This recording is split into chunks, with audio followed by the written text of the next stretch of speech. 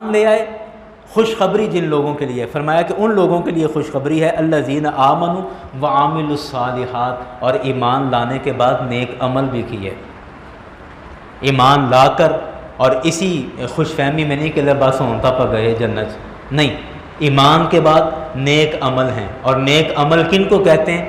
نیک عمل کی آسان سی تعریف یہ ہے، ڈیفینیشن یہ ہے کہ جن کاموں کے اللہ اور اس کے رسول نے کرنے کا حکم دیا ہے ان کو کیا جائے، اور جن سے اللہ اور اس کے رسول نے منع کر دیا ہے ان سے رکا جائے، یہ نیک عمل ہے، یہ نیک عمل ہے۔ اور سب کو یا ایھا الناس اعبدوا ربکم الذی خلقکم والذین من قبلکم لعلکم تتقون، صدق اللہ العظیم۔ ان اللہ وملائکتہ یصلون علی النبی یا ایھا الذین آمنوا صلوا علیہ وسلموا تسلیما۔ سب احباب مل کے کریم آقا کی بارگاہ میں ہدیہ درود و سلام عرض کیجیے۔ الصلاۃ والسلام علیک یا سیدی یا رسول اللہ، الصلاۃ والسلام علیک یا نبی اللہ، الصلاۃ والسلام علیک یا شفیع المذنبین وعلی آلک واصحابک یا رحمۃ للعالمین۔ حمد و ثنا کے بعد مقتدر یاران گرامی سامعین حاضرین، آپ یقین کیجئے کہ دلی طور پر الحمدللہ خوشی ہو رہی ہے کہ اپنی جامع مسجد انوار رسول المعروف پھاٹک والی مسجد میں ایک ترتیب اور تسلسل کے ساتھ قرآن پاک کا درس شعور قرآن کے نام سے الحمدللہ انعقاد ہو رہا ہے، اور آپ احباب کی محبت، آپ کا تعاون اور آپ کے اخلاص کی بدولت یہ سب کچھ یقیناً ممکن ہو رہا ہے۔ میں اللہ کریم کی بارگاہ میں آپ سب کے لیے دعا کرتا ہوں کہ مولا تیرے قرآن کو سمجھنے کے لیے اور تیرے قرآن کی تعلیم حاصل کرنے کے لیے جو دوست بھی کوشش کرتے ہیں، میرا مالک دونوں جہانوں میں سب کو جزائے خیر عطا فرما۔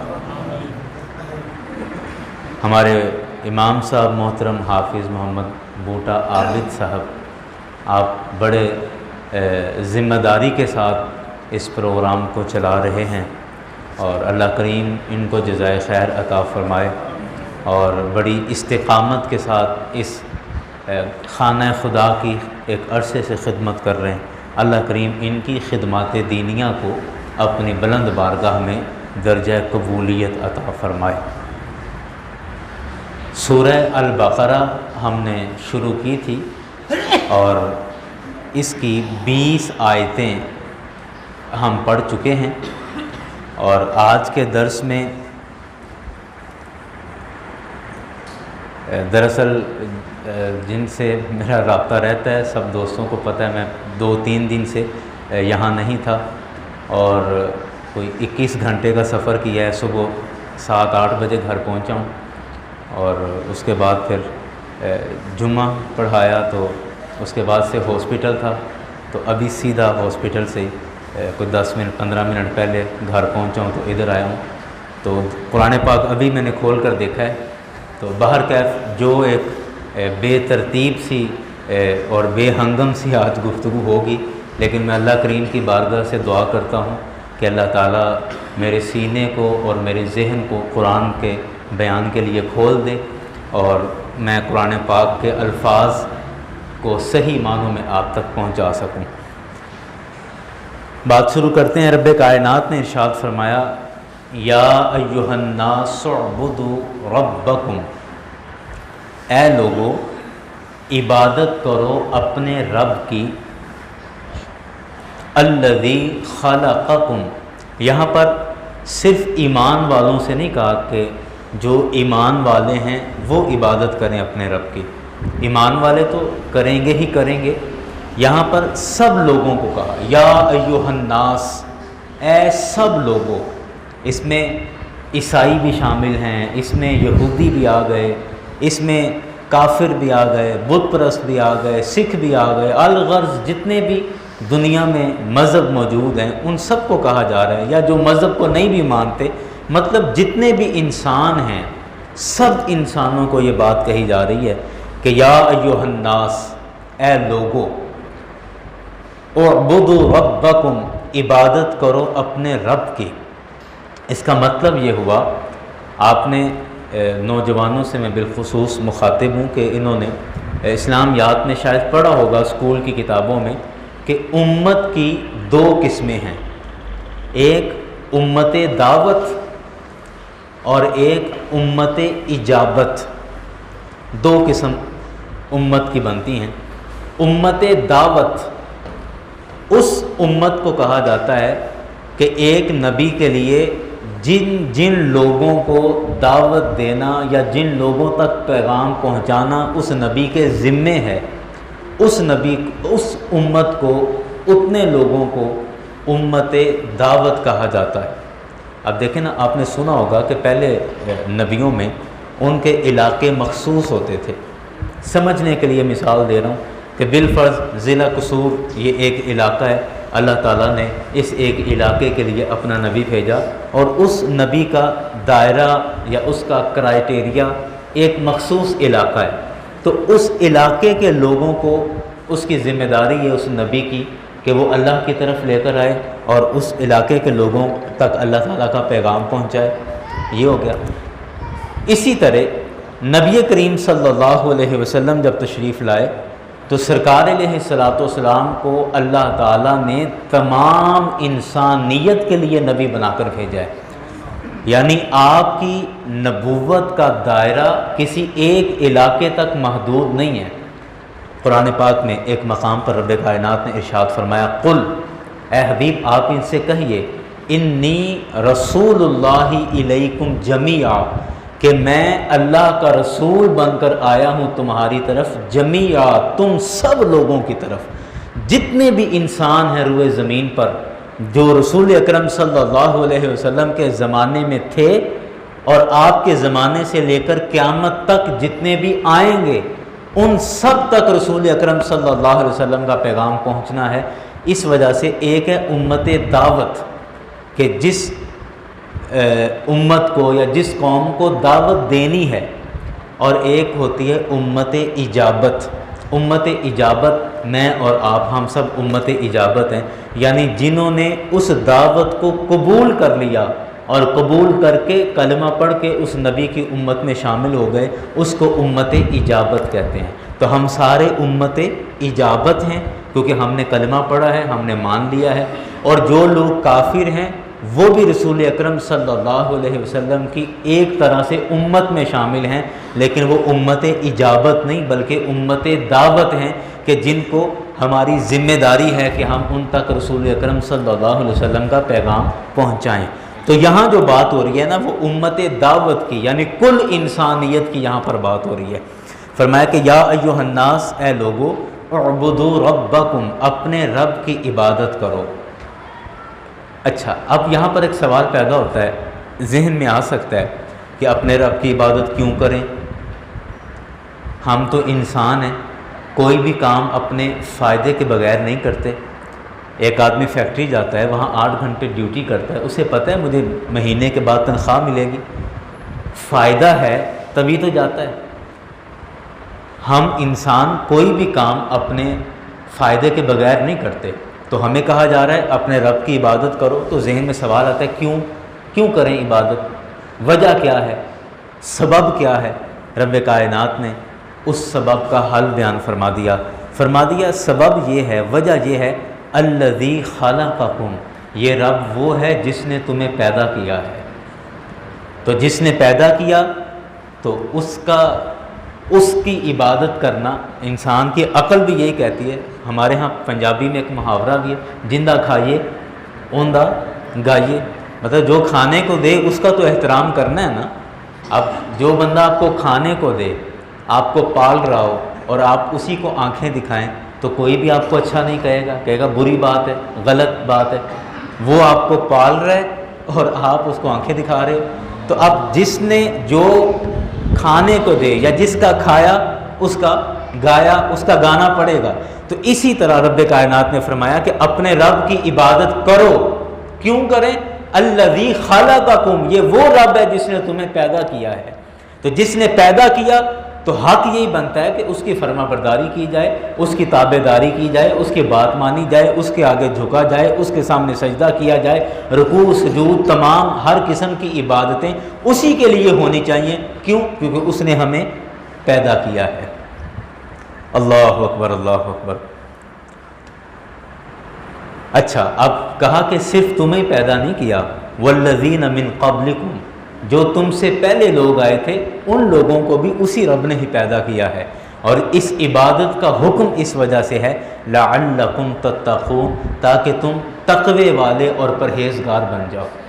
عبادت کرو گے تو عبادت کے ذریعے تمہیں تقوی نصیب ہوگا. یہ بھی بڑی دلچسپ بات ہے کہ اللہ تعالیٰ نے عبادت کا نتیجہ بیان کر دیا کہ اپنے رب کی عبادت کرو، اور عبادت کرنے سے نتیجہ کیا نکلے گا، ثمرہ کیا ملے گا، پھل کیا ملے گا، کہ تمہیں طہارت، تقوی، پرہیزگاری یہ نصیب ہو جائے گی. یہاں بڑی قابل غور بات ہے، اور وہ بات یہ ہے کہ اگر ہم عبادت کر رہے ہیں لیکن ہمیں تقوی نصیب نہیں ہو رہا، عبادت تو کر رہے ہیں، سجدے کر رہے ہیں، لیکن جھوٹ ہم سے نہیں چھوٹ رہا، عبادت کر رہے ہیں لیکن دھوکہ ہم سے نہیں چھوٹ رہا، عبادت تو کر رہے ہیں، فراڈیاں پھر بھی لگائے جا رہے ہیں، عبادت بھی کیے جا رہے ہیں، گالی گلوچ بھی کیے جا رہے ہیں، عبادت بھی کیے جا رہے ہیں، لیکن وہ دل کی طہارت نصیب نہیں ہو رہی. تو پھر اس کا مطلب یہ ہے کہ ہم اپنی عبادت میں کامیاب نہیں ہو رہے، کیونکہ عبادت کا رزلٹ، عبادت کا نتیجہ کیا ہے؟ قرآن نے کہا کہ عبادت کرو. کیوں؟ لعلکم تتقون، تاکہ تمہیں تقوی اور طہارت نصیب ہو جائے، اسی لیے عبادت کرو. لیکن اگر ہم عبادت کر رہے ہیں، 10 سال گزر گئے، 20 سال سے نمازیں پڑھ رہے ہیں، 40 سال سے نمازیں پڑھ رہے ہیں، لیکن وہ دل کا تقوی اور دل کی طہارت نصیب نہیں ہو رہی، تو پھر ہمیں غور کرنا چاہیے، دیکھنا چاہیے کہ کہاں کوتاہی ہو رہی ہے، دیکھنا چاہیے کہ کہاں کمی ہو رہی ہے، کہ میں محنت بھی کر رہا ہوں، دیہڑی بھی کر رہا ہوں، لیکن مزدوری نہیں مل رہی، اجرت نہیں مل رہی، محنت کر رہا ہوں اس کا پھل نہیں مل رہا، ثمرہ نہیں مل رہا. تو پھر ہمیں غور کرنا ہے، فکر کرنی ہے کہ کہاں خرابی ہے، کہاں میری محنت میں کمی ہے کہ جو مجھے اس کا نتیجہ نہیں مل رہا. اس لیے قرآن پاک میں رب کائنات نے فرمایا ان الصلاۃ تنہا عن الفحشاء والمنکر، کہ بے شک نماز آپ کو روک دیتی ہے فحاشی سے اور برائی کے کاموں سے. اب نماز کی کوالٹی، نماز کی خوبی یہ بیان کی گئی ہے کہ جب آپ نماز پڑھیں گے تو آپ بے حیائی سے بھی رک جائیں گے، اور آپ ناپسندیدہ باتوں سے، مکروہ باتوں سے، ان باتوں سے بھی آپ رک جائیں گے. لیکن اگر ہم نماز پڑھ رہے ہیں اور نماز پڑھ کر بھی فحاشی سے ہم نہیں رک رہے، نماز پڑھ رہے ہیں اور نماز پڑھ کے بھی ناپسندیدہ باتیں جو اللہ اور اس کے رسول کو ناپسند ہیں ان باتوں سے ہم نہیں رک رہے، تو پھر بھی معاملہ وہی ہے کہ بچہ ہر سال پیپر دے رہا ہے لیکن پاس نہیں ہو رہا، ہر سال پیپر دے رہا ہے لیکن کوئی انعام نہیں مل رہا، کوئی رزلٹ نہیں آ رہا. تو یہ پھر ایسے ہی ہے کہ شاید ہم بس ورزش کر رہے ہیں اور اس سے زیادہ شاید کچھ نہیں ہے. تو ہمیں غور کرنا ہوگا اپنی عبادتوں پر کہ کیا عبادت کا ہمیں نتیجہ مل رہا ہے. اگر مل رہا ہے تو پھر آپ کو مبارک ہو، بہت اچھی بات ہے. اگر نہیں مل رہا تو پھر ہم نے کوشش کرنی ہے کہ شاید اب ہماری محنت میں ابھی تک کمی ہے، مزید محنت کرنی ہے کہ امتحان تو دے رہے ہیں لیکن کوئی رزلٹ نہیں آ رہا، نتیجہ نہیں آ رہا، پاس نہیں ہو رہے. تو پھر ہمیں دوبارہ سے محنت کرنی ہے اور محنت کرنی ہے تاکہ اچھا نتیجہ اور اچھا رزلٹ آئے. اور جب اچھا نتیجہ آئے گا تو اللہ تعالیٰ کے ہاں میرٹ بہت اچھا ہے.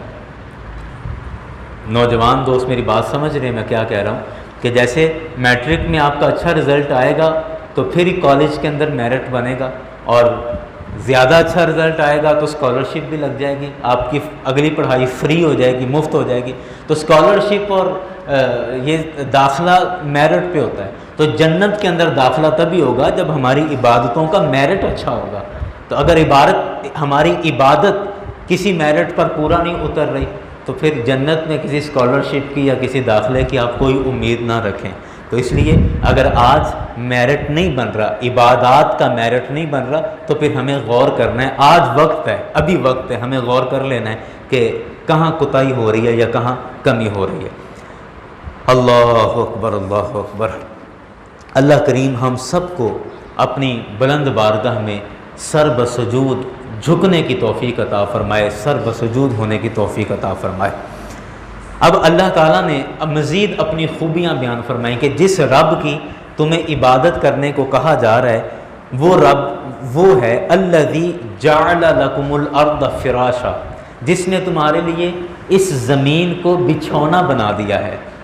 مطلب صرف تمہیں پیدا نہیں کیا بلکہ تمہیں پیدا کر کے تمہاری رہائش کا بھی ایک پراپر انتظام کیا ہے، تمہارے رہنے کا بھی ایک مکمل انتظام کیا ہے۔ الذی جعل لکم الارض فراشا، وہ رب، اس رب کی عبادت کرو جس رب نے تمہارے لیے اس زمین کو بچھونا بنا دیا ہے۔ والسماء بناء، اور اس آسمان کو تمہارے لیے چھت بنا دیا ہے۔ وانزل من السماء ماء، اور پھر اس آسمان سے پانی نازل کیا ہے، یعنی بارش کی صورت میں تمہیں اب سہولتیں بیان ہو رہی ہیں کہ صرف تمہیں پیدا کر کے چھوڑ نہیں دیا۔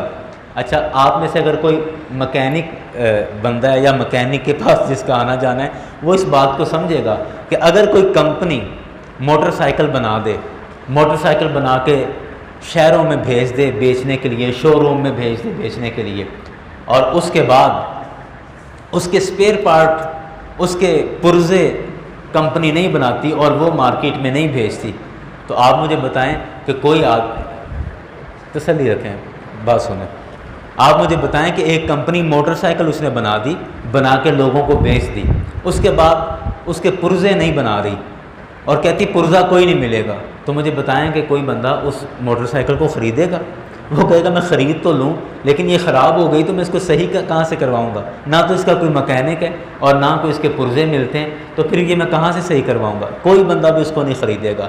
اچھی کمپنی وہ ہے، اچھی کمپنی وہ ہے کہ جو ایک پروڈکٹ تیار کرتی ہے، ایک موٹر سائیکل اس نے بنایا، جیسے ہی وہ اپنی گاڑی، اپنی موٹر سائیکل لوگوں کو بیچے تو فوراً جگہ جگہ پر اپنے مکینک بھی بھیج دے اور اپنی گاڑیوں کے پرزے بھی بھیج دے اور لوگوں کو بتائے کہ میں نے اس کی ساری سہولتیں آپ کو فراہم کر دی ہیں، یہ گاڑی ہے، خراب ہو تو آپ فوراً یہاں آ جائیں، یہاں آپ کو ہر چیز ملے گی، ہر اس کا پرزہ مل جائے گا اور یہاں سے آپ اس کو صحیح بھی کروا سکتے ہیں۔ تو بندے کو حوصلہ اور تسلی ہو جاتی ہے کہ یہ کوئی لاوارث چیز نہیں ہے، میں اس کو لے لوں اور یہ لینے کے بعد بھی مجھے پراپر فائدہ دیتی رہے گی۔ اس لیے رب کائنات نے صرف انسان کو بنایا نہیں ہے، ایسا نہیں ہے کہ انسان کو بنایا اور بنا کے چھوڑ دیا تو چل جا، نہیں، ایسا نہیں، بلکہ انسان کو بنا کے ایک اچھی کمپنی کی طرح اس کے مکمل رہنے کا انتظام کیا ہے۔ اس کے لیے پہلے زمین کا بچھونا بچھایا، آسمان کی چھت بنائی، پھر رب کائنات نے دیکھا کہ اس کی ضرورت ہے کہ یہ پانی پیتا ہے، اس کی ضرورت ہے، تو وہ انزل من السماء ماء، اس آسمان سے پھر پانی کے نازل کرنے کا انتظام کیا۔ اب موٹر سائیکلیں ہر بندہ لے لے، پیٹرول نہ ملے تو کون چلائے گا اس کو؟ پھر بھی پیٹرول ضروری نا، تو انسان کو بنایا تو انسان کے لیے پھر آسمان سے پانی برسایا کہ یہ پانی پیے، اور پھر صرف اتنا ہی نہیں بلکہ فَأَخْرَجَ بِهِ مِنَ الثَّمَرَاتِ، اس پانی سے جب وہ پانی زمین پر آگے گرتا ہے تو فَأَخْرَجَ بِهِ مِنَ الثَّمَرَاتِ، تو اس پانی کی برکت سے زمین سے پھل نکالے ہیں، زمین سے پھل نکالے، کس لیے؟ رِزْقًا لَكُمْ، تمہارے رزق کے لیے، تمہارے کھانے پینے کے لیے، یہ ساری سہولیات رب کائنات نے تمہیں فراہم کی ہے۔ اب جس رب نے تمہارے لیے اتنا کچھ کیا کہ پہلے تمہیں پیدا کیا، پھر تمہارے لیے زمین رہنے کے لیے بنائی، آسمان کو چھت بنا دیا، آسمان سے پانی نازل کیا، اس سے پھل پھول اگائے اور وہ تمہارے کھانے پینے کا مکمل انتظام کیا۔ قرآن پاک میں ایک اور جگہ پر اس سے زیادہ تفصیل بھی ہے۔ جانوروں کو آپ دیکھیں اللہ تعالیٰ نے بنایا، اور میں کئی دفعہ سوچتا ہوں کہ ایک بھینس ایک انسان سے کتنے گنا زیادہ طاقتور ہے، ایسے ہی ہے نا؟ لیکن ہمارا 10 سال کا بچہ بھینس کے گلی میں رسی ڈال کے جدھر مرضی اس کو لیے پھرتا ہے۔ سوچنے کی بات ہے کہ اس جانور کو اس چھوٹے سے انسان کا تابع دار کس نے کیا ہے کس نے اس جانور کو سکھایا کہ اس انسان کی فرما برداری کرنی ہے؟ یہ ادھر کا اشارہ کرے تو ادھر مڑ جانا ہے، ادھر کا اشارہ کرے تو ادھر مڑ جانا ہے، جیسے یہ کہتا رہے ویسے کرتے چلے جانا ہے۔ ان طاقتور جانوروں کو انسان کا فرما بردار کس نے کیا ہے؟ اللہ اکبر، اللہ اکبر۔ آپ جانوروں کو، آپ پھلوں کو دیکھیں کہ انسان کہیں اداس نہ ہو جائے، بور نہ ہو جائے، تو رنگ برنگے پھل پھول، پھر زمین کے مختلف حصے، کہیں دریا، کہیں نہریں، کہیں پہاڑ، کہیں آبشاریں، جھرنے، پھر آسمان کے لیے کہکشائیں، پھر انسان کو اندھیرے میں نظر نہیں آتا، اس کی روشنی کے لیے سورج نکالا، پھر روشنی میں اس کو نیند نہیں آتی تو پھر اس کے نیند کے لیے چاند نکالا کہ جو ٹھنڈی ٹھنڈی روشنی دیتا ہے اور آنکھ میں چبھتا نہیں ہے، کہ اس کی ہلکی سی روشنی کے اندر تم آرام سے سو جاؤ۔ یہ سارا کچھ اللہ تبارک و تعالیٰ نے انسان کے لیے پیدا کیا، اور انسان کے لیے سارا کچھ کرنے کے بعد فرمایا فَلَا تَجْعَلُوا لِلَّهِ أَنْدَادًا، اللہ تعالیٰ کا اب شریک نہ بناؤ کسی کو، اب کسی کو اللہ کے ساتھ شامل نہ کرو۔ اب تمہارا حق بنتا ہے کہ جس رب نے تمہارے لیے اتنا کچھ کیا تو اب اس کی عبادت میں کسی اور کو شامل نہ کرو۔ اب یہ انسان اس رب کو چھوڑ کر بتوں کے سامنے سجدہ کرنے لگ جائے، یہی انسان اس رب کو جس نے اتنا سارا کچھ کیا اس کو چھوڑ کر یہ گائے کی پوجا کرنے لگ جائے، یہ انسان سورج کی پوجا کرنے لگ جائے۔ ارے سورج کو تو اللہ نے تمہاری نوکری کے لیے بنایا ہے، تو نوکروں کی کون عبادت کرتا ہے؟ نوکروں کی کون فرما برداری کرتا ہے؟ نوکروں نے فرما برداری کرنی ہے۔ سورج ہمارا تابع دار ہے، اپنے مقررہ وقت پر نکلتا ہے اور مقررہ وقت پر غروب ہوتا ہے اور اپنے روٹ میں چلتا ہے۔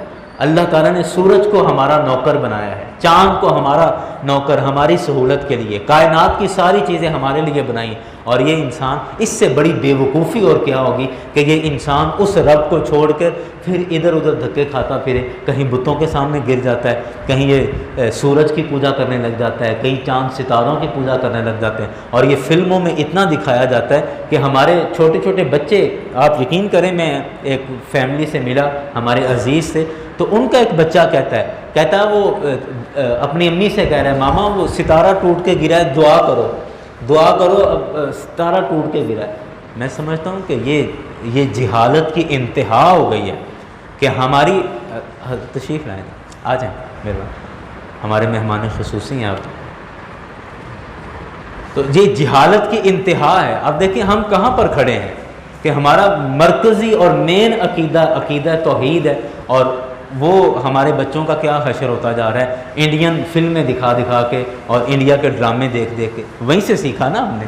بہرکیف رب کائنات نے فرمایا کہ فَلَا تَجْعَلُوا لِلَّهِ أَنْدَادًا، کہ جب اللہ نے تمہارے لیے اتنا کچھ کیا ہے تو پھر اب تم اس کے ساتھ کسی کو شریک نہ ٹھہراؤ۔ اب کوئی اس جیسا ہو تو پھر لے کر آؤ نا، یا تو کوئی ایسا ہو نا جو تمہارے لیے الگ سے اتنی زمین بنائے، آسمان بنائے، جنت دوزخ یہ سب تمہارے لیے بنائے، اور پھر الگ سے وہ انسان بھی آباد کرے، تو ٹھیک ہے اپنے انسانوں سے عبادتیں کرواتا رہے۔ تو یہ جب سب کچھ رب نے کیا ہے تو پھر یہ انسان اس رب کے علاوہ کسی اور کی کیوں عبادت کرے؟ اس لیے کہا کہ فَلَا تَجْعَلُوا لِلَّهِ أَنْدَادًا، اللہ تعالیٰ کے ساتھ کسی کو شریک نہ ٹھہراؤ۔ وَأَنْتُمْ تَعْلَمُونَ، اور تم جان چکے ہو، تمہیں سب کچھ پتہ ہے کہ یہ سب کس نے کیا ہے، اور پھر بھی تم جانتے ہوئے بھی تم کسی اور کے سامنے سجدے کرو، نہیں، ایسا بنتا ہی نہیں ہے۔ اللہ اکبر۔ اب دیکھیں ترتیب دیکھیں، سب اللہ تعالیٰ نے اپنی توحید کی بات کی، اور توحید کے ساتھ ہی رب کائنات نے اپنے حبیب علیہ السلام کی رسالت کا تذکرہ فرمایا۔ وَإِن كُنتُمْ فِي رَيْبٍ، اور ہاں اگر تم اس بات میں شک میں ہو، شک کس بات کا؟ مما نزلنا علی عبدنا، جو قرآن ہم نے اپنے بندہ خاص پر نازل کیا، اگر اس قرآن کے نازل ہونے میں تمہیں شک ہے اور تم شک میں ہو کہ نہیں یہ تو خود ہی بنا کے لے آتے ہیں اور خود ہی لکھ لیتے ہیں اور پھر ہمیں کہہ دیتے ہیں کہ یہ اللہ کی طرف سے نازل ہوا ہے، اگر تمہیں یہ شک ہے نا کہ یہ محمد صلی اللہ علیہ وسلم اپنی طرف سے بنا کے لا رہے ہیں اور خود سے ترتیب دے رہے ہیں، اگر یہ شک ہے تو ٹھیک ہے، فَأْتُوا بِسُورَةٍ مِّن مِّثْلِهِ، تو اس قرآن کی مثل تم بھی کوئی صورت بنا کر لے آؤ۔ اگر تمہیں یہ شک ہے کہ یہ اللہ کی طرف سے نازل نہیں ہو رہا اور نبی علیہ السلام خود بنا رہے ہیں قرآن اور خود اپنی باتوں کو قرآن کہہ کے لوگوں کو بتائے جا رہے ہیں تو ٹھیک ہے، پھر تم بھی بنا کے لے آؤ کہ محمد صلی اللہ علیہ وسلم وہ بھی تو ایک انسان ہے نا، تو ویسے انسان تم بھی اپنے آپ کو سمجھتے ہو، تو تم اپنے آپ کو ویسا انسان سمجھتے ہو، تو وہ لے کے آ رہے ہیں تو تم بھی پھر لے آؤ مقابلے میں۔ اچھا، آپ کو دلچسپی کی بات بتاؤں کہ کئی لوگوں نے قرآن پاک کا مقابلہ کرنے کی کوشش بھی کی ہے، لیکن سبحان اللہ، اللہ تعالیٰ وہ عظیم ذات ہے کہ نمرود جیسا طاقتور آدمی اس کے سر میں جوتے مروائے، ناک میں مچھر گھس گیا، نمرود کی ناک میں مچھر گھس گیا، اور حکیموں نے بڑا علاج کیا، کہا یہ لا علاج ہے، اس کا کوئی علاج نہیں۔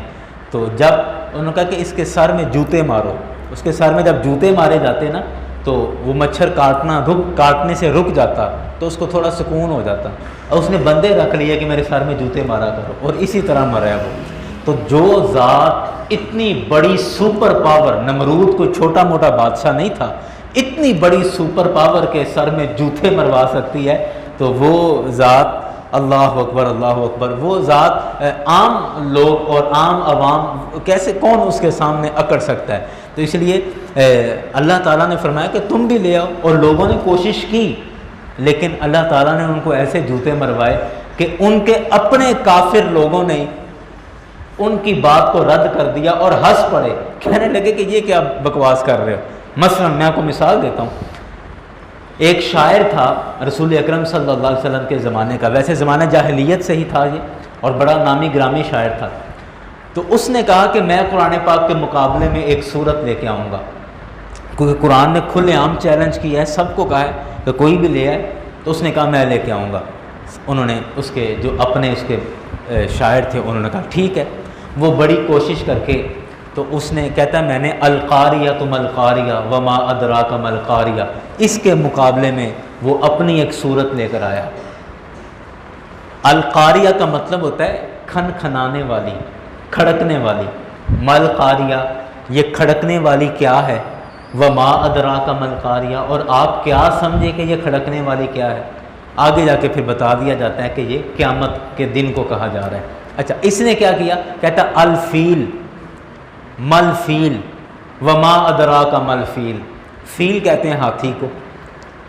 تو اس نے القاریہ کے مقابلے میں کیا کہا؟ جی میں لے کے آ گیا ہوں اپنی ایک صورت۔ اس کے اپنے شاعروں نے کہا سناؤ، کہتا الفیل مل فیل وما ادراک مل فیل، ہاتھی، ہاتھی کیا ہے ہاتھی؟ تمہیں کیا پتا کہ کیا ہے ہاتھی؟ وہ سب ہنس پڑے، انہوں نے کہا ہم سب کو پتہ ہے کیا ہے ہاتھی۔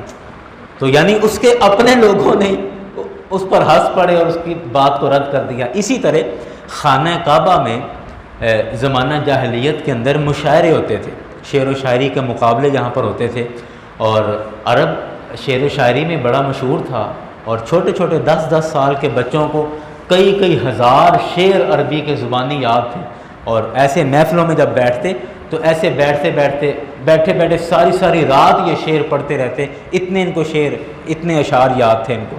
اچھا، اب ہوا کیا کہ خانہ کعبہ میں محفل مشاعرہ ہوتی تھی، اس میں یہ اپنے جو بھی انہوں نے کرنا ہوتا تھا زمانہ جاہلیت میں۔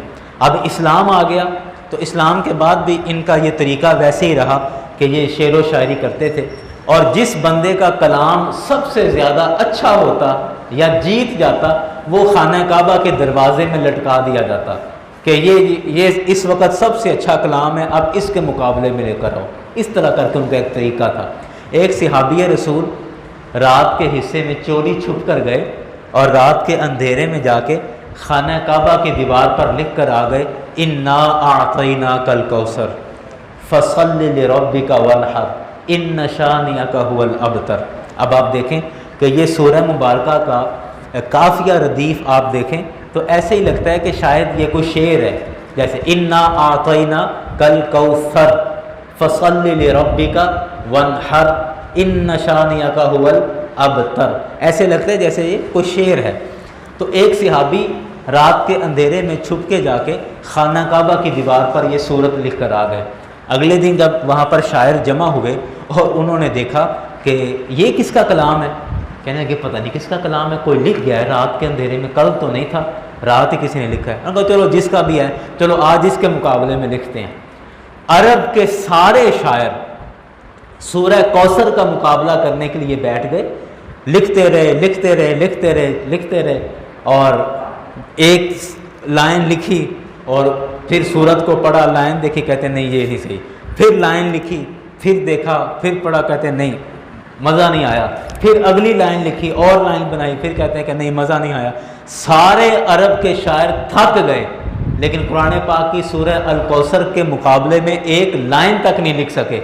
آخر انہوں نے تھک ہار کے اس سورت کے نیچے ایک جملہ لکھ دیا، اور وہ جملہ کیا تھا کہ انا اعطیناک الکوثر فصل لربک وانحر ان شانئک هو الابتر وما ھذا الکلام لبشر، کہ یہ کلام کسی بندے کا لگتا ہی نہیں۔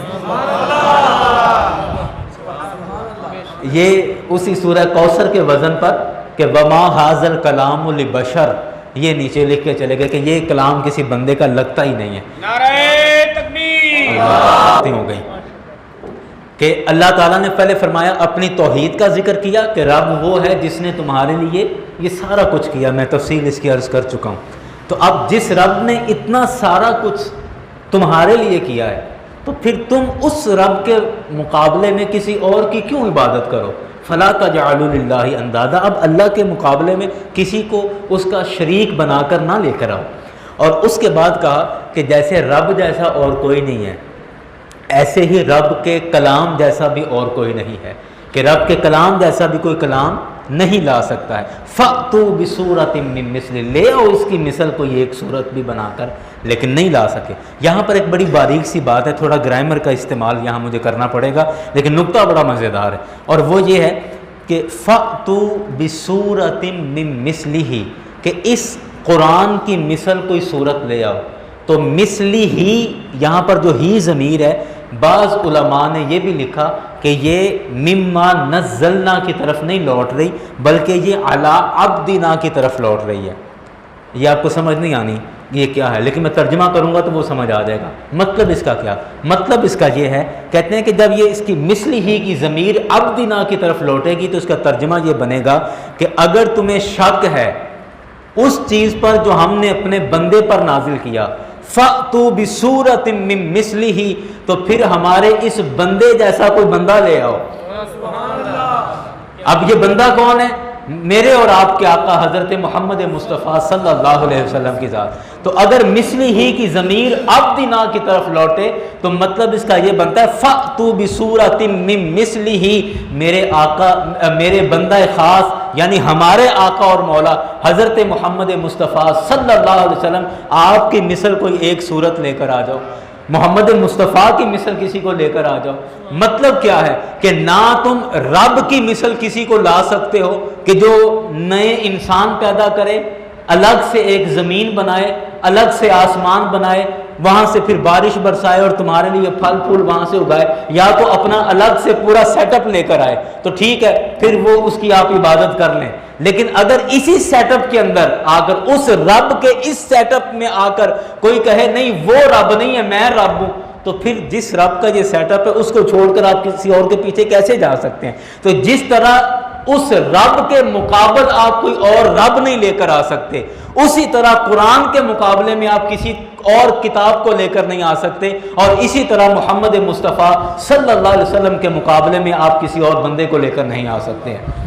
یعنی یہ تینوں چیزیں بے مثل اور بے مثال ہیں، نہ میرے رب جیسا کوئی ہے، نہ رب کے قرآن جیسا کوئی ہے، اور نہ ہی اللہ کے حبیب صلی اللہ علیہ وسلم جیسا اور کوئی ہے۔ اللہ اکبر۔ اچھا، یہ اور بڑی مزیداری کی بات کہا کہ یہ لے کر آؤ، یعنی یا قرآن کی مثل یا دوسرا ترجمہ کریں تو اس بندے کی مثل یعنی میرے آقا کی مثل۔ فرمایا کہ اکیلے بندے کو چیلنج نہیں ہو رہا، کیونکہ ادھر قرآن تو صرف آقا علیہ الصلوۃ والسلام بیان کر رہے ہیں، اکیلا بندہ کر رہا ہے، تو اب کافروں سے کہا کہ تم اکیلے بندے کو چیلنج نہیں ہے، وَادْعُوا شُهَدَاءَكُم مِّن دُونِ اللَّهِ، اللہ کے سوا جو بھی تمہارا حمایتی ہے سارے جڑ جاؤ، جمع ہو جاؤ، سارے اکٹھے ہو کے زور لگا لو اور آؤ اب آ جاؤ، پوری دنیا جمع کر لو، اللہ کے سوا جتنے بھی تمہارے حمایتی ہیں سب کو جمع کر لو اور سارے زور لگا کر بھی قرآن کی مثل لے آؤ یا میرے حبیب کی مثل لے آؤ۔ مطلب کیا کہ تم پوری دنیا بھی ایک طرف ہو جائے تو پھر بھی نہ میرے آقا کی مثل کوئی ہو سکتا ہے نہ قرآن کی مثل ہو سکتا ہے۔ اور یہ فیصلہ رب کائنات نے فرما بھی دیا، فرمایا کہ وَادْعُوا شُهَدَاءَكُم مِّن دُونِ اللَّهِ إِن كُنتُمْ صَادِقِينَ، کہ اللہ کے سوا جو بھی تمہارے حمایتی ہیں سب کو بلا لو اور یہ کام کرو، ان کنتم صادقین، اگر تم واقعی سچے ہو۔ اپنی بات میں بات کیا تھی؟ کیا کہہ رہے تھے کہ یہ کلام اللہ کا نہیں ہے، یہ اپنی طرف سے بنا رہے ہیں۔ تو اللہ نے فرمایا ٹھیک ہے، اگر تم اپنی بات میں سچے ہو تو ٹھیک ہے، تم بھی لے آؤ۔ ساتھ ہی رب کائنات نے فرما دیا فَإِن لَّمْ تَفْعَلُوا، پس اگر تم نہ لا سکو، فَإِن لَّمْ تَفْعَلُوا، پس اگر تم ایسا نہ کر سکو، اور ساتھ ہی کہا وَلَن تَفْعَلُوا، اور تم ہرگز ایسا کر ہی نہیں سکتے۔ آیت کا مزاج دیکھیں، میں آپ کو آیت کا مزاج سمجھانے کے لیے ایک چھوٹی سی مثال دیتا ہوں۔ ایک پہلوان کھاڑے میں اترے اور اس کے سامنے کوئی چھوٹا سا بچہ آ جائے کہ میں تمہارے سے مقابلہ کروں گا، تو پہلوان کہے گا کہ اگر تم میرا مقابلہ کر لو تو میں پہلوانی چھوڑ دوں گا، اور تم میرا مقابلہ کر ہی نہیں سکتا، تم میرا مقابلہ کر ہی نہیں سکتا۔ تو رب کائنات نے فرمایا یعنی جو چیز ناممکن ہو جائے اس کے لیے یہ جملہ بولا جاتا ہے۔ فرمایا فَإِن لَّمْ تَفْعَلُوا، اگر تم قرآن کے مقابلے میں نہ لا سکو یا میرے حبیب علیہ السلام کے مقابلے میں کوئی بندہ نہ لا سکو، اور ساتھ یہ بھی کہہ دیا یا یوں کہہ لیں کہ یہ جملہ بریکٹ میں ہے وَلَن تَفْعَلُوا، اور تم لا بھی نہیں سکتے، اور تم لا بھی نہیں سکتے، ہرگز نہیں لا سکتے، تو فرمایا کہ فَاتَّقُوا النَّارَ الَّتِي وَقُودُهَا النَّاسُ وَالْحِجَارَةُ، اور تم ایسا نہیں کر سکتے تو پھر ڈرو پھر فَاتَّقُوا النَّارَ، اس آگ سے ڈر جاؤ، الَّتِي وَقُودُهَا النَّاسُ وَالْحِجَارَةُ، جس آگ کا ایندھن، جس آگ کا بالن ایندھن پتھر بھی ہیں اور لوگ بھی ہیں۔ لوگوں کے ذریعے جس آگ کو بھڑکایا جائے گا اور لکڑیوں کی جگہ پہ پتھر کے ذریعے اس آگ کو جلایا جائے گا، اور لکڑیوں کی بجائے لوگوں کے ذریعے اس آگ کو جلایا جائے گا، تو پھر اس آگ سے ڈر جاؤ اس آگ سے۔ لیکن ہمیں پریشان ہونے کی ضرورت نہیں ہے۔ رب کائنات نے فرمایا اعدت للکافرین، یہ کافروں کے لیے تیار کی ہوئی ہے، یہ آگ کافروں کے لیے تیار کی ہوئی ہے۔ یہ بھی ایک بڑی تسلی ہے کہ الحمدللہ ہم تو حضور کے غلام ہیں، اور اللہ تعالی ہم سب کو کریم آقا صلی اللہ علیہ وسلم کی غلامی کی برکت سے اس آگ سے بچا لے گا انشاءاللہ۔ انشاءاللہ ہمیں بچا لے گا، کیونکہ رب کائنات نے خود فرما دیا نا اعدت للکافرین، کہ یہ آگ کافروں کے لیے تیار کی ہے۔ اچھا مولا یہ آگ کافروں کے لیے ہے تو پھر مسلمانوں کے لیے کیا ہے؟ تو رب کائنات نے اگلی آیت میں فرما دیا کہ مسلمانوں کو پریشان ہونے کی ضرورت نہیں ہے۔ مسلمانوں کے لیے کیا ہے؟ وَبَشِّرِ الَّذِينَ آمَنُوا، جو ایمان والے ہیں آپ ان کو خوشخبری سنا دیں۔ کافروں کو آگ اور مسلمانوں کو کہا کہ ایمان والوں کے لیے وَبَشِّرِ الَّذِينَ آمَنُوا، کہ آپ خوشخبری سنا دیں ان لوگوں کو جو ایمان لے کر آئے، اور صرف ایمان نہیں لائے۔ یہ دیکھیں اس میرٹ پہ ہمیں پورا اترنا ہے، جو میرٹ یہاں پر بیان کیا گیا ہے نا خوشخبری کا، کہ کس کو خوشخبری سنانی ہے، اور وہ جو بیان کیا گیا ہے اس پر پورا اترنا ہماری ذمہ داری ہے۔ ہم اس پر پورا اتر لیں، ہمارے لیے جنت کی خوشخبری ہے، لیکن اس پر ہمیں پورا اترنا ہے۔ وہ کیا؟ پہلی آمنو، ایمان والے، الحمدللہ ہم سارے ایمان والے ہیں، پہلا پیپر ہم نے پاس کر لیا۔ دوسرا پیپر کون سا ہے؟ فرمایا وعامل الصالحات، ایمان لا کر اور اسی بات پر رک نہیں گئے کہ نہیں جی بس میں کلمہ پڑھ لیا ہے تو میں بڑے ڈاڈیاں دے ہتھاں چ ہتھ دے بیٹھا تو بس ہوں میں جو مرضی کرتا رہا، وہ نہ قیامت والے دن بس انج کرنا ہے تو اسی سارے نے بڑک کے جنت چلے جانا۔ یہ ایک غلط فہمی ہے۔ قرآن میرے سامنے ہے، میں قرآن پڑھ کے کہتا ہوں کہ جتنے لوگ آپ کو جنت کا شارٹ کٹ راستہ بتا رہے ہیں سب غلط ہے، بڑی ذمہ داری کے ساتھ کہہ رہا ہوں، سب غلط ہے۔ جنت میں شارٹ کٹ ہوگا لیکن وہ اللہ تعالیٰ کی مرضی کے ساتھ ہوگا۔ اللہ تعالیٰ جس کو چاہے گناہوں سمیت، گناہوں کے باوجود کہہ دے کہ نہیں جنت میں جاؤ، ٹھیک ہے، حکم ہو گیا، مالک کو کون پوچھ سکتا ہے، جنت میں چلا جائے گا۔ لیکن ہمیں دو چیزیں ہیں، ایک ہوتا ہے قانون اور ایک ہے قدرت۔ مجھے اور آپ کو، ہم سب کو قانون کا پتہ ہے، قدرت کا نہیں پتہ۔ قانون کیا ہے؟ قانون یہ ہے کہ قتل کرو گے تو اس کے بدلے قتل ہے، کسی کی آنکھ پھوڑ دی تو اس کے بدلے تمہاری آنکھ نکالی جائے گی، قانون یہ ہے۔ جھوٹ بولو گے گناہ ملے گا، نماز نہیں پڑھو گے گناہ ملے گا، یہ قانون ہے۔ مجھے اور آپ سب کو قانون پتہ ہے۔ قدرت کیا ہے نہ مجھے پتہ ہے نہ آپ کو پتہ ہے، کسی کو نہیں پتہ کہ قدرت کیا ہے۔ قدرت سب کو معاف کر دے، کوئی بات نہیں، کوئی بات نہیں، قدرت ہے وہ، مالک ہے وہ، لیکن ہم نے قانون پر چلنا ہے۔ قانون بنتا ہے لوگوں کے عمل کرنے کے لیے۔ اب قدرت کیا فیصلہ کرتی ہے وہ اس کا معاملہ ہے، اس پر نہ ہم زبردستی کر سکتے ہیں، نہ کچھ منوا سکتے ہیں، نہ کرا سکتے ہیں۔ ہم قانون پر چلیں گے، اور قانون یہی ہے کہ اگر جنت میں جانا ہے تو اس کا ایک مکمل رستہ ہے، شارٹ کٹ نہیں لگے گا، شارٹ کٹ آپ نہیں مار سکتے، ایک مکمل رستہ ہے جس پر چل کر آپ جنت میں جائیں گے۔ قدرت کیا کرتی ہے یہ کسی کو نہیں پتا، وہ تو قیامت کے دن کی بات ہے کیا ہوتا ہے، لیکن ہمیں یہ لے آئے خوشخبری جن لوگوں کے لیے، فرمایا کہ ان لوگوں کے لیے خوشخبری ہے الذین آمنوا وعملوا الصالحات، اور ایمان لانے کے بعد نیک عمل بھی کیے۔ ایمان لا کر اور اسی خوش فہمی میں نہیں کہ بس ہونتا پا گئے جنت، نہیں، ایمان کے بعد نیک عمل ہیں۔ اور نیک عمل کن کو کہتے ہیں؟ نیک عمل کی آسان سی تعریف یہ ہے، ڈیفینیشن یہ ہے کہ جن کاموں کے اللہ اور اس کے رسول نے کرنے کا حکم دیا ہے ان کو کیا جائے، اور جن سے اللہ اور اس کے رسول نے منع کر دیا ہے ان سے رکا جائے، یہ نیک عمل ہے، یہ نیک عمل ہے۔ اور سب کو پتہ ہے کہ نیک عمل کون سے، ہم نے کیا کرنا ہے۔ تو فرمایا ایمان لاؤ، پہلا امتحان، پہلا پیپر، دوسرا امتحان پیپر ہوگا کہ نیک عمل، یہ دونوں امتحان آپ پاس کر لیں، اور اس کے بعد پھر کیا ہوگا؟ فرمایا اب ہے خوشخبری، یہ دونوں امتحان پاس کرنے کے بعد خوشخبری ہے، کیا؟ ان لہم جنات، بے شک ان کے لیے اللہ کی جنتیں ہیں، تجری من تحتها الانہار، جن کے نیچے نہریں بہتی ہیں۔ آپ یقین کریں نہر سے زمین کا، علاقے کا حسن دوبالا ہو جاتا ہے۔ جس کھیت سے نہر گزرتی ہو، یا آپ کبھی پہاڑوں میں جائیں وہاں دیکھیں کہ جہاں سے دریا پہاڑوں سے گزرتا ہو تو اس کی منظر کشی اور اس کا نظارہ ہی کچھ الگ ہوتا ہے۔ تو رب کائنات نے فرمایا یہ وہ جنتیں ہیں کہ جن کے نیچے سے نہریں چل رہی ہیں، اور تجری من تحتها الانہار، ان کے نیچے نہریں نکلتی ہیں۔ کلما، جب بھی کبھی، رزقوا منها من ثمرات رزقا، ان جنتیوں کو کوئی پھل دیا جائے گا کھانے کے لیے، قالوا، وہ کہیں گے کہ ھذا الذی رزقنا من قبل، کہ یہ تو وہی پھل ہے، ویسا ہی ہے جیسا ہم دنیا میں کھایا کرتے تھے، جو اس سے پہلے ہمیں دیا گیا تھا۔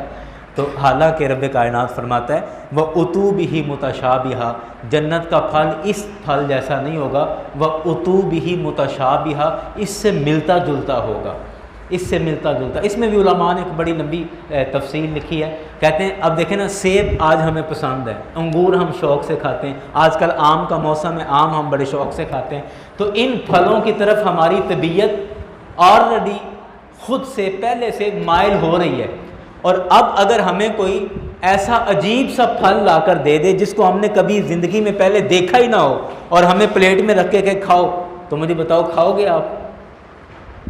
بتاؤ نا، کھاؤ گے؟ آپ کو تو پتہ نہیں کی لین دس کھانے والی شے ہے یہ کہ نہیں، ارے کی چوک لیا دس، پہلے آپ اس کو ہاتھ لگاؤ گے، دبا کے دیکھو گے، ایسے گھما کے دیکھو گے، سونگھ کے دیکھو گے، تھوڑی سی زبان لگا کے دیکھو گے، یعنی اس کی طرف طبیعت مائل نہیں ہو رہی، کیونکہ آپ اس سے مانوس نہیں ہے نا۔ تو اس لیے اللہ نے فرمایا کہ اللہ تعالیٰ جنت میں جو جنتیوں کو پھل دے گا وہ دنیا والے پھلوں سے ملتے جلتے ہوں گے، تاکہ جنت کے جو لوگ ہیں وہ آسانی سے ان پھلوں کو حاصل کر لیں، ان کا دل ان کی طرف مائل ہو جائے، لیکن ان کا ذائقہ ایسا نہیں ہوگا جیسا ہمارے ہاں ذائقے ہوتے ہیں۔ خیر آج کل تو ہم نے ذائقے بھی خراب کر دیے، کھادیں ڈال کر سپرے کر کے بھر کے، تو ان کا ذائقہ ایسا نہیں ہوگا۔ جنت کے پھلوں کا ذائقہ ایسا ہوگا کہ جب جنتی وہ پھل چکھے گا تو کئی دن، خیر جنت میں دن رات نہیں ہے، لیکن سمجھانے کے لیے کہہ رہا ہوں کہ کتنا عرصہ وہ اس پھل کے ذائقے کے اندر مسرور رہے گا، اس قدر عالی شان اس کے ذائقے ہوں گے، لیکن ان پھلوں کی شکلیں ان پھلوں سے ملتی جلتی ہوں گی، اور وہ اس وجہ سے تاکہ جنتی گھبرائے نہ کہ یہ پتہ نہیں کیا مجھے لا کے دے دی ہے، اس پھل سے وہ پہلے متعارف ہو، اور وہ اس لیے فرمایا وَأُتُوا بِهِ مُتَشَابِهًا، وہ پھل دنیا کے پھلوں سے ملتے جلتے ہوں گے۔ اور آگے ایک اور بات ہے، فرمایا وَلَهُمْ فِيهَا أَزْوَاجٌ مُطَهَّرَةٌ، اور جنت میں جنتیوں کے لیے ایک اور بڑی نعمت یہ ہے کہ ان کے لیے جنت میں پاکیزہ بیویاں ہوں گی. ازواج بیویاں ہیں، مطہرہ پاکیزہ. آپ یقین کیجئے جب بھی قرآن پاک کی اس آیت کو پڑھنے کا اتفاق ہوتا ہے تو ذہن فوراً اس طرف چلا جاتا ہے کہ اللہ تعالیٰ نے جس کو پاکیزہ بیوی عطا کی ہے تو وہ سمجھ لے اور یقین کر لے کہ اللہ تعالیٰ نے یہ جنت کی نعمتوں میں سے اسے ایک نعمت عطا کر دی ہے. پاکیزہ بیوی، پاکیزہ بیوی، آپ سمجھ رہے ہیں پاکیزہ کا مطلب کیا ہے؟ اور پاکیزہ بیوی حاصل کرنے کا طریقہ کیا ہے؟ یہ بھی ایک سوال ہے نوجوانوں کے ذہن میں آ رہا ہوگا کہ پاکیزہ بیوی حاصل کرنے کا طریقہ کیا ہے. تو جن دوستوں نے سورہ النور کا درس سنا ہے مسجد البلال میں، وہاں اس پر بات ہوئی تھی. سورہ النور کے اندر رب کائنات نے ارشاد فرمایا کہ مجھے آیت کے الفاظ یاد نہیں آ رہے، لیکن آپ سورہ نور نکال کے اس کا ترجمہ پڑھیے گا، آپ کو اس کی سمجھ آ جائے گی. شروع میں آیتیں ہیں. اللہ نے فرمایا کہ ایسا ہو ہی نہیں سکتا. فرمایا کہ ہر زنا کرنے والے مرد کا نکاح زنا کرنے والی عورت کے ساتھ ہوگا، اور ہر زنا کرنے والی عورت کا نکاح زنا کرنے والے مرد کے ساتھ ہوگا. یہ اصول قرآن پاک نے بیان کر دیا کہ جو انسان یا جو نوجوان اپنی زندگی میں زنا کی طرف مائل ہو گیا تو رب کا قرآن یہ کہتا ہے کہ اس کا نکاح جس بھی عورت کے ساتھ ہوگا وہ بھی زانیہ ہوگی، وہ بھی کہیں نہ کہیں یا کبھی نہ کبھی کسی طرح سے زنا کے اندر مبتلا ہوگی. اور اسی طرح یہی حکم عورتوں کے لیے. تو پاکیزہ بیوی اللہ تعالیٰ کی جنت کی نعمتوں میں سے ایک نعمت ہے. اور پاکیزہ بیوی حاصل کرنے کا طریقہ یہ ہے کہ خود گناہوں سے بچا جائے. جب آپ خود اپنے آپ کو گناہوں سے بچا لیں گے اور فحاشی سے اور بے حیائی سے بچا لیں گے تو پھر اللہ تبارک و تعالیٰ جو تمہیں بیوی عطا کرے گا وہ بھی پاکیزہ بیوی ہوگی. لیکن ایک بات ہے، اب سورہ نور میں نکال کے دیکھوں گا تو وقت لگ جائے گا. اللہ کریم نے اس کے ساتھ اگلی آیت میں یہ بھی فرما دیا کہ ہاں جس نے توبہ کر لی اور توبہ کرنے کے بعد اپنی اصلاح کر لی، اللہ تعالیٰ اس کے ساتھ یہ معاملہ نہیں فرمائے گا. توبہ کر لی اور توبہ کے بعد اپنی اصلاح کر لی، یعنی توبہ کر لی اور اس کے بعد ہمیشہ کے لیے اس برے عمل سے رک گیا تو پھر اللہ تعالیٰ اس کے ساتھ یہ معاملہ نہیں فرمائے گا. تو دو طریقے ہو گئے. ایک طریقہ یہ ہے کہ اگر اللہ تعالیٰ نے آپ کو محفوظ رکھا ہے ایسی بری لعنت سے تو مزید اپنے آپ کو بچا کے رکھیں تو اللہ تعالیٰ آپ کو پاکیزہ بیوی عطا کرے گا. اور پاکیزہ بیوی اللہ کی جنت کی نعمتوں میں سے ایک نعمت ہے، قرآن پاک نے بیان کر دیا. اور اگر خدا نخواستہ آپ کسی ایسی حرکت میں پہلے ملوث ہو چکے ہیں تو پھر طریقہ یہ ہے کہ رب کے حضور سچی توبہ کر لیں، رب کے حضور سچی توبہ کر لیں، رب کے حضور اپنے گناہوں پر شرمندہ ہو کر معافی مانگ لیں اور پھر اللہ کے ہاں معافی مانگ کر اپنی ہمیشہ کے لیے اصلاح کر لیں، ہمیشہ کے لیے اپنے آپ کو اس برائی سے روک لیں تو پھر بھی اللہ تعالیٰ آپ کو پاکیزہ بیوی عطا فرمائے گا. یہ قرآن کا فیصلہ ہے، بالکل فائنل فیصلہ ہے، حتمی فیصلہ ہے. قرآن پاک سے بڑھ کر ہمارے لیے اور کچھ نہیں ہے. تو رب کائنات نے فرمایا کہ وَلَهُمْ فِيهَا أَزْوَاجٌ مُطَهَّرَةٌ، تو ان جنتیوں کے لیے جنت میں پاکیزہ بیویاں ہوں گی. وَهُمْ فِيهَا خَالِدُونَ، اور وہ جنتی جنت میں ہمیشہ رہیں گے. وہاں لمٹ نہیں ہے، حد نہیں ہے، سال دن مہینے ایسا کچھ بھی نہیں ہے. ان لمیٹڈ پروسیجر ہے اور وہاں پر ان لمیٹڈ سٹے ہے کہ انسان بس ایک دفعہ داخل ہو گیا جنت میں، اب وہ ہم بتا ہی نہیں سکتے کہاں تک رہے گا. اب اللہ کو بہتر پتہ ہے کہ کہاں تک آگے چل رہا ہے معاملہ یا کیا کیا ہونا ہے. لیکن ہم صرف یہی سمجھتے ہیں کہ ہم فیہا خالدون، کہ وہ انسان جب جنت میں چلا گیا تو پھر وہاں سے نکالا نہیں جائے گا بلکہ جنت میں ہمیشہ ہمیشہ کے لیے رہے گا اور غیر محدود مدت تک جنت میں رہے گا. اللہ کریم کی بارگاہ میں دعا ہے کہ اللہ کریم آج جتنا بھی ہم نے سبق پڑھا قرآن پاک سے، اور اس میں جو بھی ہمارے لیے ہدایت اور نصیحت کی باتیں تھیں، اللہ کریم ہم سب کو اس پر عمل کرنے کی توفیق عطا فرمائے۔